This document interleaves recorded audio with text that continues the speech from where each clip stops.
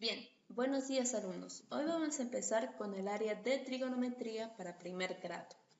El tema de hoy va a ser ángulos trigonométricos. Nos dicen que estos están generados por la rotación de un rayo alrededor de un punto fijo llamado vértice, desde una posición inicial hasta una posición final, en un sentido determinado. Bien, vamos a ver cuál es nuestra posición inicial. El lado inicial vendría a ser B, nuestro origen viene a ser O y nuestro lado final va a venir a ser A. El rayo va a girar en un sentido determinado, en este caso hacia la izquierda. Cuando gira de un lado inicial a un lado final, este rayo va a tener una medida. En este caso le voy a poner θ. Bien, ahora entendiendo que el rayo gira a un sentido determinado, este sentido puede cambiar. Vamos a ver. Nos dice, si la rotación se realiza en un sentido antihorario, el ángulo se considera positivo. Pero, ¿qué es antihorario? Miremos nuestro reloj. ¿Ven cómo las agujas del reloj giran? Giran para la derecha, ¿verdad? Entonces, ese giro se le va a llamar horario, pero aquí nos dice en un sentido antihorario. Entonces vendría a ser lo contrario. Tenemos nuestra figura y identificamos nuestro lado inicial. Antihorario va a venir a ser de esa manera, como pueden ver la flecha ahí. Antihorario se le va a llamar porque gira en contra del reloj. A este lado que está girando en un sentido antihorario, su ángulo va a ser positivo. En este caso, yo le voy a decir que mide 35 grados. Como es un sentido antihorario, va a ser positivo. Pero también vamos a tener de otra manera. Nos dice, si la rotación se realiza en un sentido horario, el ángulo se considera negativo. Horario son las agujas del reloj, entonces va a girar de esta manera. Primero tenemos que identificar nuestro lado inicial. Una vez identificado, entonces, ¿cómo va a girar nuestro rayo? De esta manera, ¿verdad? En un sentido horario. Fíjense bien y comparen con el reloj. Dice que cuando gira en un sentido horario, nuestro ángulo va a ser negativo. Ahora ya no va a ser 35, sino menos 35. Entonces, repasemos y recordemos.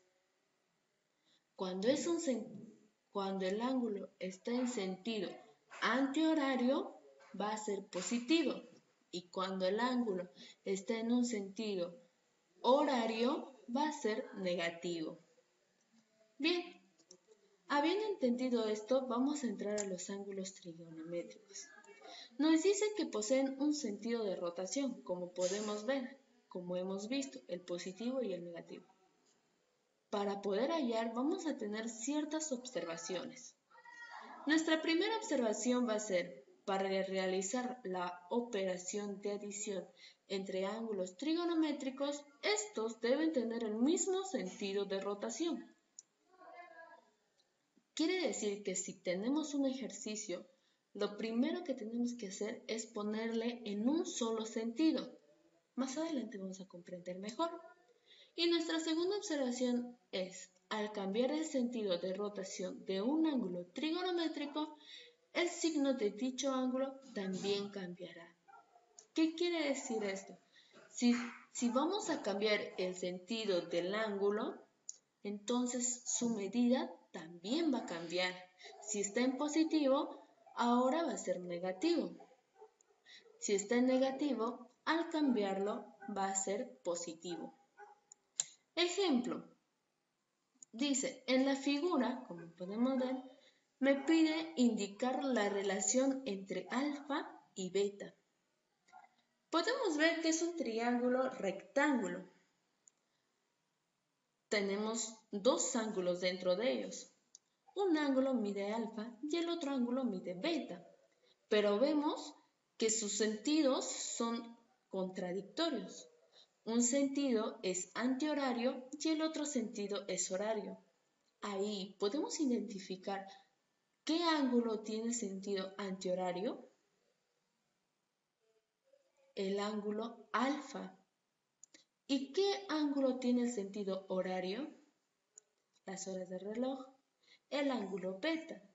Entonces, como primer paso que tenemos que hacer, ¿qué era según nuestras observaciones? Según nuestras observaciones, nuestro primer paso es cambiar a un solo sentido. Siempre nos va a favorecer cambiarlo a un sentido antihorario. Entonces, en este caso, vamos a cambiar el ángulo beta. Bien, cambiemos el sentido de los ángulos a uno en común. Tengo mi gráfica.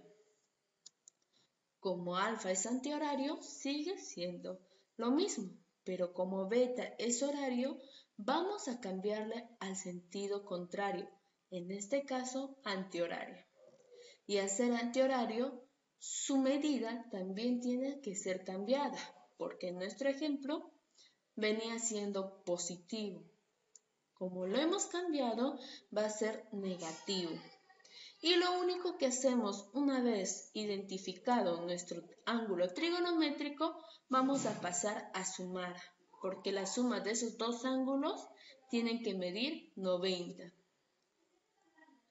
Alfa más menos beta va a ser igual a 90 grados. Lo que hacemos es multiplicamos los signos, más por menos, menos. Por lo tanto, alfa va a ser igual a 90 grados más beta, despejando alfa. Bien, habiendo entendido y comprendido la teoría que acabamos de hacer, vamos a reforzar nuestros conocimientos. Nuestro primer ejercicio, calcula X. Tenemos nuestra figura. Vemos que tenemos dos ángulos, un ángulo de 89 y el otro ángulo de menos 7x. Ahora, ¿qué hacemos? Como pueden ver, el ángulo de 89 está en un sentido antihorario, pero el ángulo de menos 7x, ¿en qué sentido está? Está en un sentido horario. Como primer paso, teníamos que hacer que cambiar en un solo sentido. ¿Pero a qué sentido íbamos a cambiar? Siempre tenemos que cambiar a un sentido antihorario. En este caso, le va a tocar al menos 7.